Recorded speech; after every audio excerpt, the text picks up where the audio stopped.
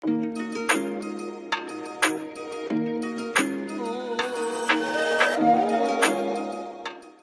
আলাইকুম প্রিয় শিক্ষার্থীরা, কোর্স টিকায় আজকে আমি আলোচনা করব তোমাদের ইংরেজি বইয়ের 6.3.1 এই অ্যাক্টিভিটি নিয়ে।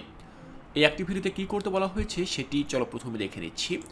Read the first part of the text ethical issues of child labour below. নিচে একটি টেক্সট রয়েছে, যে টেক্সটের শিরোনাম হচ্ছে ethical issues of child labour. তো এই বিষয়টির উপর নিচে যে টেক্সটটি রয়েছে সেটি আমাদেরকে পড়তে বলা হয়েছে। ইন গ্রুপস, দলগতভাবে discuss and identify the sentences that reflect formal features as given in the table below.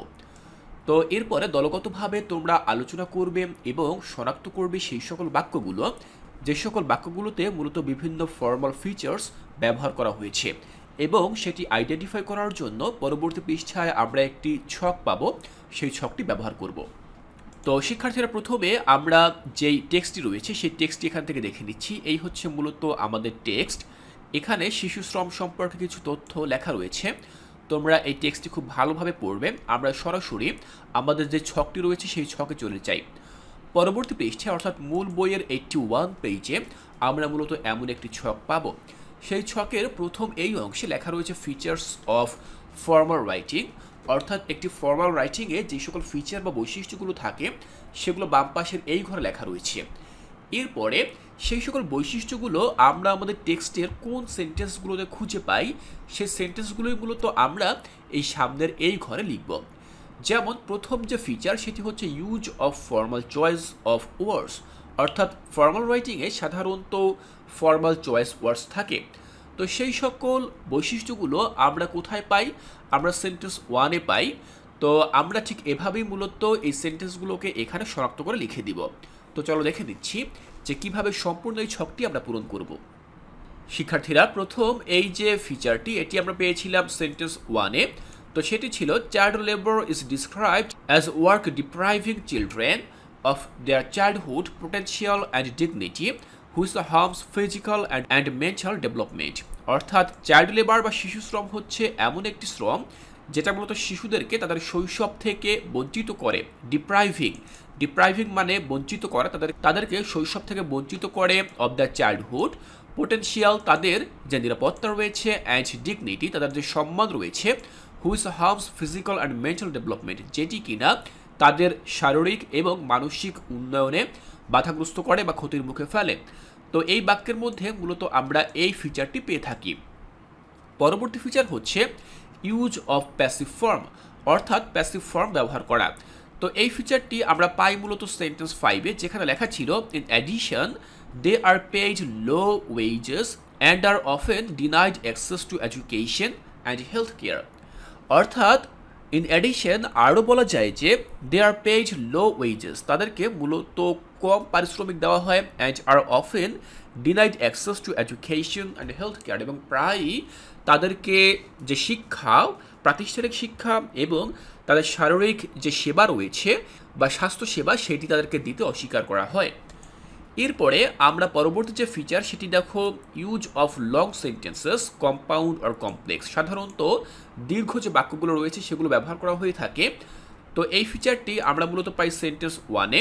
তো সেন্টেন্স 1 তো আমি তোমাদেরকে এখান থেকেই পড়ে শুনিয়েছি। এরপর আমরা আরও পাই কোথায় দেখো সেন্টেন্স 2-তে।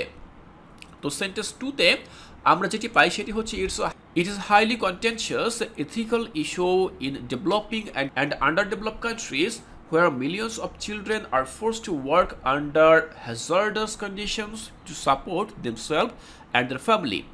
এটা খুবই কন্টেনশিয়াস, অর্থাৎ খুবই উদ্বিগ্ন হওয়ার মতো একটি ইস্যু যে বিভিন্ন ডেভেলপিং অর্থাৎ উন্নয়নশীল কান্ট্রি এবং আন্ডার ডেভেলপ অর্থাৎ অনুন্নত দেশগুলো, যেখানে মূলত মিলিয়ন অফ চিলড্রেন অর্থাৎ লক্ষ লক্ষ শিশুরা তারা তাদেরকে বাধ্য করা হয় to work under hazardous condition, খারাপ পরিবেশে তাদেরকে কাজ করতে বাধ্য করা হয়, to support themselves and their families, নিজেদেরকে সাপোর্ট করার জন্য এবং ফ্যামিলিকে সাপোর্ট করার জন্য তাদেরকে কাজ করতে বাধ্য করা হয় বা তারা বাধ্য হয় কাজ করতে বা তারা কাজ করতে বাধ্য হয়। তো 2 নম্বর বাক্যেও মূলত আমরা এই লং সেন্টেন্স দেখে থাকি। এরপর 3 নম্বর বাক্যেও আমরা লং সেন্টেন্স দেখে থাকি, যেটি হচ্ছে it has been going on for more than 200 years and now is the time to put and end to it. বলা হয়েছে এটা প্রায় 200 বছর ধরে চলছে এবং এখন সময় এটা শেষ করে দেওয়ার, অর্থাৎ চাইল্ড লেবারকে বোঝানো হয়েছে। এর পরের যে ফিচার বা বৈশিষ্ট্য সেটি হচ্ছে literal language and academic vocabulary. এরপর রয়েছে কোহেসিভ ডিভাইসেস। তো যে সকল সেন্টেন্সে আমরা এই সকল ফিচার বা বৈশিষ্ট্যগুলো পাই, যেমন আমরা আমাদের টেক্সটে যে সকল লিটারাল ল্যাঙ্গুয়েজের ব্যবহারগুলো দেখে থাকি, সেগুলো হচ্ছে child labour, hazardous conditions, ethical issue, তারপর রয়েছে physical and mental development, exploitation, abuse, তারপর রয়েছে ভায়োলেশন অফ হিউম্যান রাইটস। এই সকল লিটারাল ল্যাঙ্গুয়েজগুলো আমরা আমাদের টেক্সটে পেয়েছিলাম। এরপরে একাডেমিক ভোকাবুলারি যেগুলো রয়েছে সেগুলো হচ্ছে কন্টেনশিয়াস, তারপর আছে developing and under developed countries, এরপর রয়েছে ডিপ্রাইভিং, এরপরে সবশেষে রয়েছে পোটেনশিয়াল। এরপরে যে সকল কোহেসিভ ডিভাইসগুলো আমরা পাই সেগুলো হচ্ছে in addition, on the other hand, such as. এই সকল শব্দগুলো হচ্ছে মূলত এখানে কোহেসিভ ডিভাইস। তো আমরা এই ফিচারগুলো এখানে শনাক্ত করলাম। এরপর সবশেষে বলা হয়েছে use of sentences fully elaborated and conclude. তো এই যে ফিচারটা রয়েছে এই ফিচারটা আমরা পাই মূলত 7 নম্বর বাক্যে, যেখানে বলা হয়েছে অন দ্য আদার হ্যান্ড, অপরদিকে, there are arguments in favour of child labour, অর্থাৎ শিশু শ্রমের পক্ষেও কিছু যুক্তি রয়েছে, such as the need for children to support the families financially, অর্থাৎ পরিবারকে আর্থিকভাবে সচ্ছলতা দেওয়ার জন্য সেই সকল শিশুদের প্রয়োজন, the importance of learning practical skills, অর্থাৎ ব্যবহারিক দক্ষতা শেখার যে গুরুত্ব সেটি, and the argument that the alternative to child labour may be begging, stealing or worse, অথবা এমন যুক্তিও প্রদর্শন করা হয় যে যদি তার চাইল্ড লেবার বা শিশু শ্রমে জড়িয়ে না পড়ে সেক্ষেত্রে তারা এর থেকে খারাপ কোনো কিছু, যেমন ভিক্ষা করা অথবা স্টিলিং, চুরি করা, এমন কোনো খারাপ কাজে তারা জড়িয়ে পড়বে। তো শিক্ষার্থীরা, আমরা এই সম্পূর্ণ ছকটি পূরণ করলাম। আমরা দেখে দিলাম এমন কিছু ফিচার এবং সেই সকল ফিচারগুলো আমাদের টেক্সটের কোন সকল বাক্যগুলোতে রয়েছে সেগুলো শনাক্ত করে দেখিয়ে দিলাম। এর পরবর্তী ক্লাসে আমরা চলে যাব আমাদের মূল বই থেকে পরবর্তী অ্যাক্টিভিটি, অর্থাৎ 6.3.2। এখানে যে কাজটি করতে বলা হয়েছে সেটি আমরা এর পরবর্তী ক্লাসে করব। তাই এর পরবর্তী ক্লাসটি দেখার আমন্ত্রণ জানিয়ে আজকের এই ক্লাসটি এখানেই শেষ করছি।